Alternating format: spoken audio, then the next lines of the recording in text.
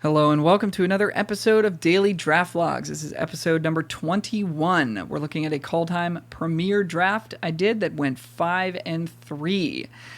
Please like and subscribe as always if you enjoyed this video, and if you would like for me to review one of your own draft logs, post the link to it in the comments below using 17lands.com or a similar tracking source. And you can also post it in my Discord channel, which is in the description. We would love to see you in the Discord channel. You can find me on Twitch, twitch.tv/alromusic. Let's get into the draft.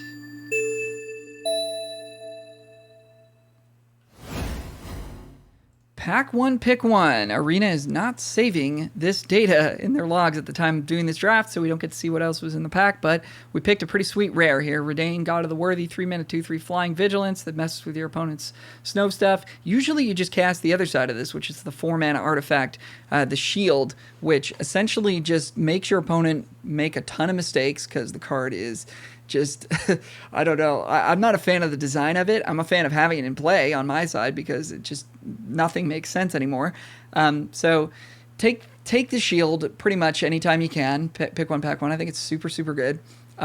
So basically, things you want to remember about the Shield. Number one, if you try and target something and they have the Shield out, anything at all, not just a creature, but if you're targeting the Shield itself, or maybe like one of their lands for some reason, or like if you're tapping something with Ice Mind Pillar, or anything you're doing, it's going to cost you an extra mana, and it does not remind you of this. So I've had people try to remove my creature with the Demon Bolt with not an extra mana available, and it just straight up gets countered, goes to their graveyard, nothing happens. Feels real bad. The other thing to keep in mind with the Shield is it prevents 1 damage anytime anything of yours or yourself would get damaged. So, 1 power creatures on your opponent's side, if you have this, do nothing, right? In terms of combat. But the weirdest thing is, say I've got the Shield, my opponent attacks me with a 4/4, and I block it with 2 2/2s.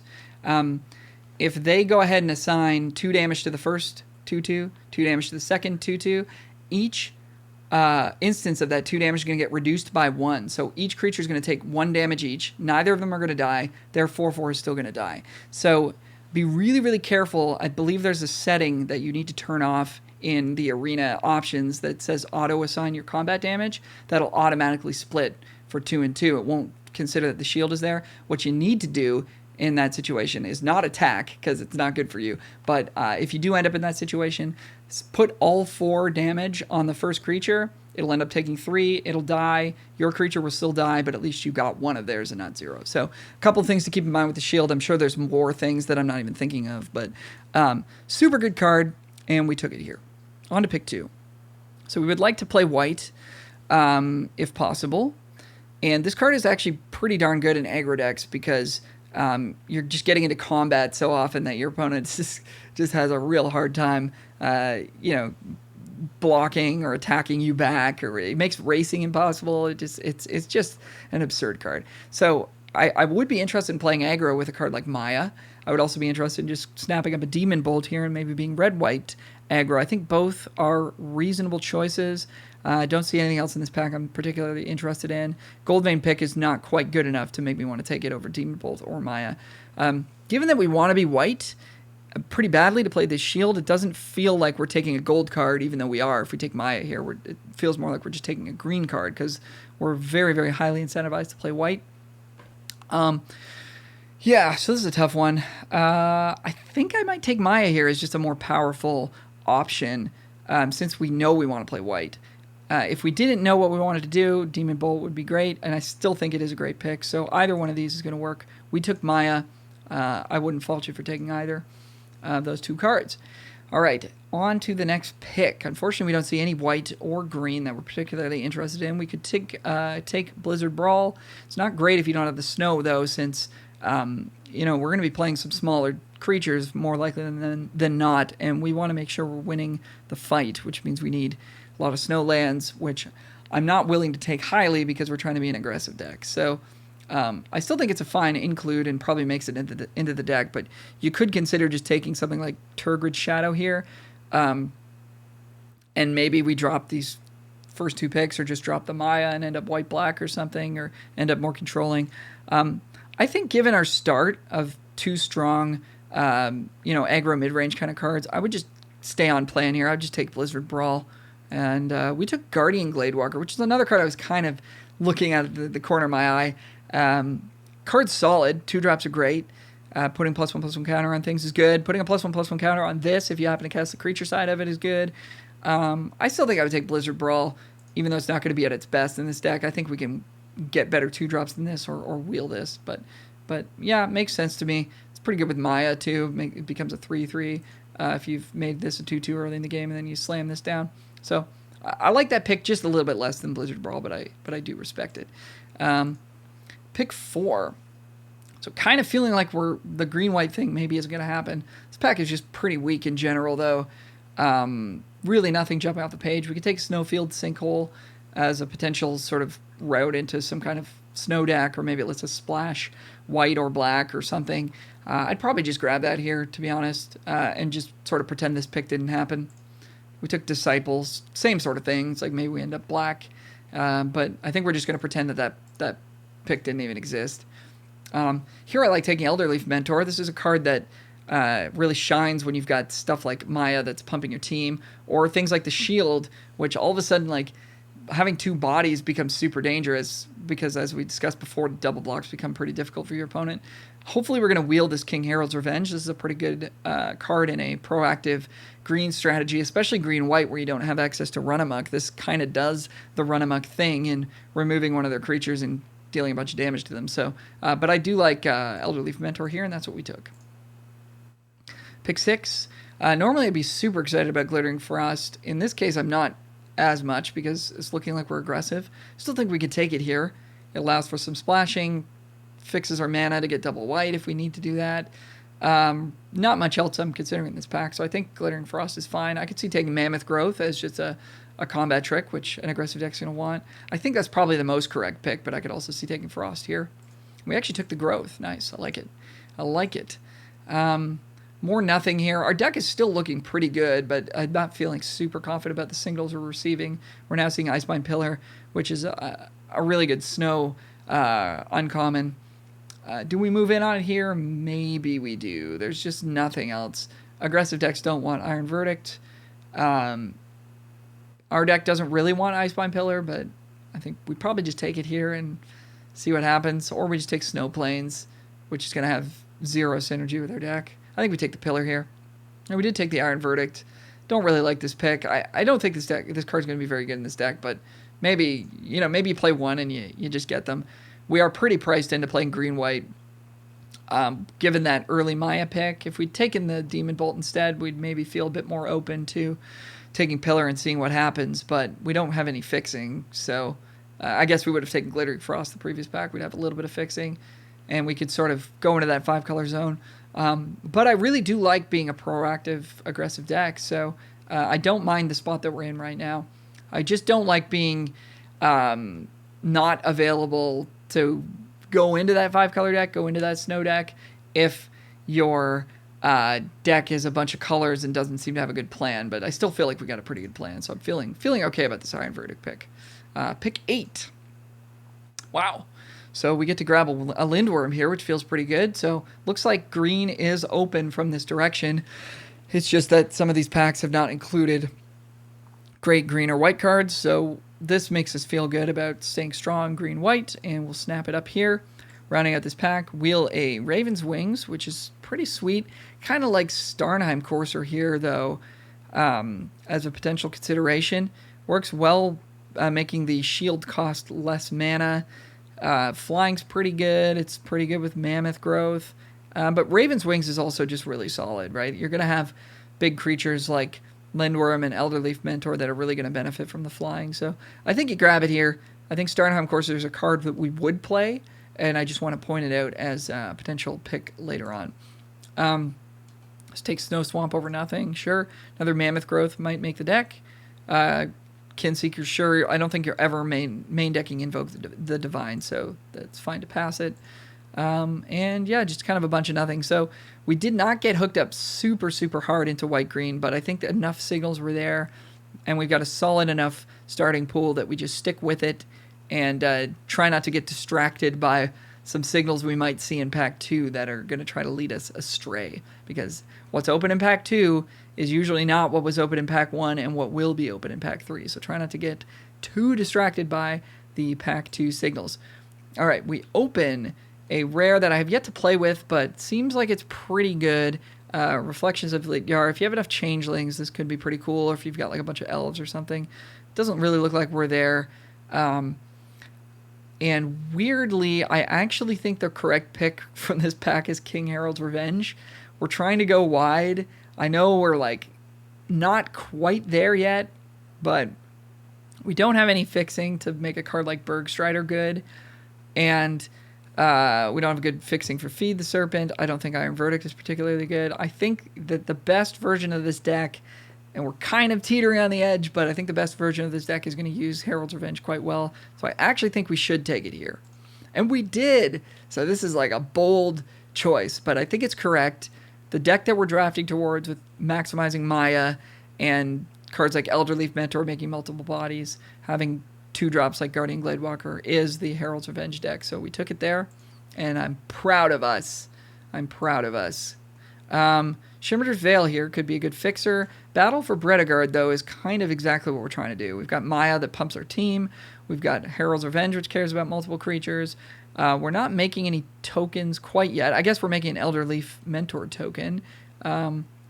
But that does not work with this because we already presumably would have an Elf token, Elf Warrior token. And this makes Elf Warrior, yeah. So we don't get to actually reap the benefits there. But this does make 2 bodies and then 4 bodies if they live.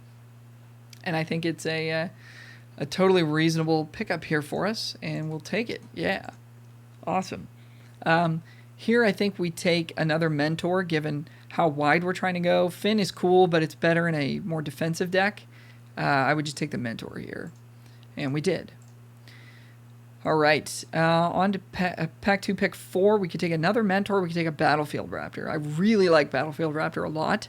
It can take a +1/+1 counter from Gladewalker. It can get pumped up by Maya. That's about it at the moment. There's also a Rune of Might here, which just might be the most solid pick. We could stick it on Raven's Wings. Now we're giving +2/+1 in flying, which is pretty impressive. Try to just wheel this Mentor. I think as good as Raptor is, it's probably not at its best with this particular collection of cards. If a Goldvein pick or something like that, maybe we would want it. But I think here we just take Rune of Might. This is like a small consideration for Bloodline Pretender because we're going to have a bunch of elves, and this card does kind of get out of hand when you're playing multiple Elderleaf Mentors. Still think it's Rune of Might, but worth considering that as well. We took the Raptor here. I think that's probably third. I would take Rune, then Pretender, then Raptor, and then Elderleaf Mentor. But Raptor's still a fine aggressive card, and we took it here. Now we can just prioritize equipment a little bit more, like Elven Bow. Let's grab that. Yep, pretty easy pick here. So Battershield Warrior is obviously a go-wide card. I don't know how good it is. I think it's like pretty medium. The Boast abilities have felt awkward in this set. Having to spend 2 mana is pretty tough, but I think this is the deck that's going to maximize it. We're trying to go wide. We've got Raptor. We've got Battle that's going to make a bunch of tokens. So I think we take it here over Shimmerdrift Veil, but I think it's closer than it looks. And we actually took Veil here, so respect, yeah, to wanting to fix our mana. And I do like that pick. We do have a bunch of 3-drops already. I still think Battleshield edges it out a little bit, but this is a testament to the fact that this card is not that amazing, and I can respect the land pickup here. Pick 7. Struggle for Skemfar just to have some removal. This card is pretty sweet. Putting the 1/1 counter on a creature makes something like an Elderleaf Mentor able to kill a 2/2 and live, or whatever. We've got a Ravenous Lindworm that's going to be able to eat some stuff, so I think we just grab the removal here, and we do. Foretell's nice on it as well. Don't need a second copy of Raven's Wings, but we also don't need Glittering Frost in this deck, so I guess we just take the Wings. I don't think it matters. I don't think the second copy of Wings or the first copy of Frost is going to matter. We took the Frost in case we wanted to splash, or maybe we end up needing it to fix our mana for Maya, but we don't because we have Shimmer to fail. So I just don't think this pick matters that much, even though it feels very close. Nothing here. Broken Wings, we're probably not going to end up main decking, but we could. Lityara Glade Warden is an interesting 4-drop. It's an elf, which doesn't matter to us yet, but it can sort of take over a long game if we end up trading off some stuff early. But it's pretty clunky and slow, so not super interested in it, but we'll take it there. Braggart's probably just better than it, and this card has been somewhat impressive to me, so happy to have one. And let's go to pick one of pack 3. Open a nice white-green enchantment here, Follow the Imposter. This is going to help us a lot, makes our Battlefield Raptor quite a bit better, and it's going to pump up maybe a couple of other creatures, remove something of our opponents. Super solid card, let's just grab it. We could try to wheel it, but I think it's a bit risky with just given how powerful the card is. We could take Valkyrie here and try to wheel it, but I don't think it's worth it. I think we just take Fall and be happy. And yeah, let's take another Fall. Seems good. What? Why are we taking Story Seeker over another Fall? I mean, we need 2 drops, I guess, but I think we've got time. It's pick 2, pack 3. I think we wheel the Story Seeker, or we'll figure it out. I think you just take Fall here. But we do need 2 drops very, very badly. So that is, I guess, a concession to that. But I would take the Fall there. Yeah, I think we can take Gold Vein Pick, put it on our flyer. It's not going to be at its best in this deck, but there's just nothing else that we really care about. I guess we could take Master Scald. We've got, if we take in the other Fall, then we'd, I think, really be interested in it, because we'd have 3 Sagas to return, even with just 2 Sagas to return. I think Master Scald is actually going to be better than Pick for us. So yeah, and that's what we took. Nice. Yeah, so am feeling good about taking that 2-drop because we're not seeing them. I think here we just go with another Mana Fixer in Arctic Tree Line over Shimmerdrift Veil, because we're only 2 colors. So, you know, this is exactly the 2 colors we need. We could take Bound in Gold. We've got a lot of 3-drops already. But we don't really need the fixing of Tree Line that badly. So maybe we do just take Bound in Gold here as a removal spell. Yep, that's what we did. Nice, I like it. All right, we'll take our second copy of Maya here. Feels good. Feels good. We cut green, white, get rewarded. And let's take a worm here. Oh, yeah, I mean, yeah, that makes sense to me. Take the Shieldbane. If we'd had the second Fall as well, this would be even more important, and we wouldn't have Story Seeker. Yeah, this makes sense to me. I really do want to take Lindworm, but the fact we need a lot of 2-drops, we've got double Maya to make them better. Yeah, this is the correct pick. Pick 7. Now we could grab another Bound in Gold or a Braggart if we feel like we need 4-drops. I don't really feel like we need 4-drops. Don't really feel like we need Bound in Golds either. 1-for-1 removal is kind of awkward in decks like this because you don't have any ways to draw cards. So, you know, you remove a couple creatures of theirs, but then it still might not be enough. That being said, yeah, it's pretty close with Bound in Gold and Braggart here. I think we take Bound in Gold, but it's not going to feel amazing in this deck. Struggle for some fire mixes, which we'd taken the Braggart, but what the heck? We didn't know we were going to see it. We'll take it here. Better than Path in this deck because we're not trying to splash. On to pick 9. Wheel a Lindworm. That feels pretty good. Wheel a Horizon Seeker. Awesome. Wheel a Shimmerdrift Veil. I guess we'll play it. We didn't take the Tree Line, so yeah, we'll probably play 2 of those. And another Wings we don't need, and a Combat Trick we don't need. So, a couple of picks I disagreed with there, but overall, pretty solid list here for us, and it went to 5 wins. Not like an above average deck. We would have liked more 2-drops. I think the fact is we just didn't really see them. Actually, really glad we did take Story Seeker, just because of the way that our curve ended up here, although we had to concede a little bit of power and Follow the Imposter. But yeah, really like this deck. I think this is a very solid archetype. Got us the 5th win to get our gems back, and yeah, super happy with it. Didn't end up needing the Mammoth Growths with Double Struggle and Herald's Revenge, so that makes sense to me. Iron Verdict was a card that I thought we shouldn't have taken, and it didn't end up making our deck, so for whatever that's worth. Braggart I could see maybe getting in here somehow, maybe over Broken Wings, since we have, you know, double Bound in Gold to take care of their flyers.